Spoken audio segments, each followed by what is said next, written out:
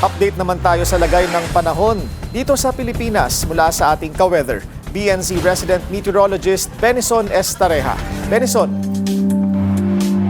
Willard, naging maaraw at tuyo ang panahon sa maraming lugar sa Luzon ngayong Lunes, habang inulan ang ilang bahagi ng Palawan, Visayas at Mindanao dahil sa unti-unting paglakas ng hanging habagat.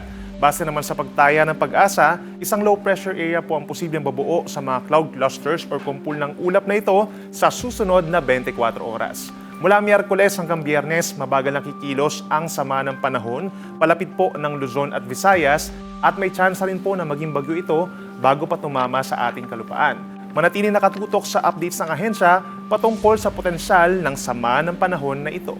Sa weather forecast ng Pag-asa bukas, July 21, araw ng Martes, sa Luzon, maraming lugar pa rin po ang mananatiling mainit at maaraw sa umaga at tanghali, habang marami rin ang magkakaroon ng saglit na ulan o thunderstorms pagsapit ng hapon o gabi.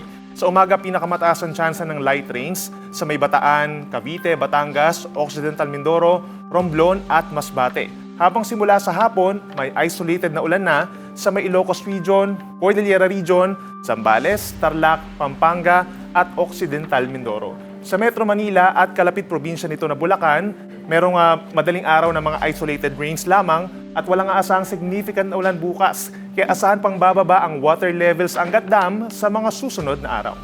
Sa Palawan, Visayas at Mindanao, umaga pa lamang may tsansa na agad ng may hinang ulan sa may Palawan, gayon din sa may Antique, Negros Island Region, Bohol, Southern Leyte, Zamboanga Peninsula, gayon din sa may Camiguin, northern portion ng Caraga Region at yung paligid na probinsya dito sa may Moro Gulf. Dahil po yan sa southwest monsoon or hanging habagat. Kinahapunan, dadalas pa po ang pagkulimlim sa mga lugar nito sa Visayas at Mindanao at may asahan pang ulan at thunderstorms, lalo na dito pa rin sa may Palawan, Negros Island Region, Central Visayas, Samar Island, maging din dito rin sa may Zamboanga Peninsula, Northern Mindanao, Agusan del Sur at Davao del Norte.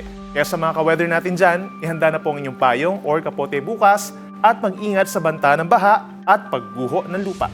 At yan muna napapanahong balita ngayong Lunes. Ako po inyong ka-weather Benison Estareja na nagsasabing ang swerte darating sa tamang panahon.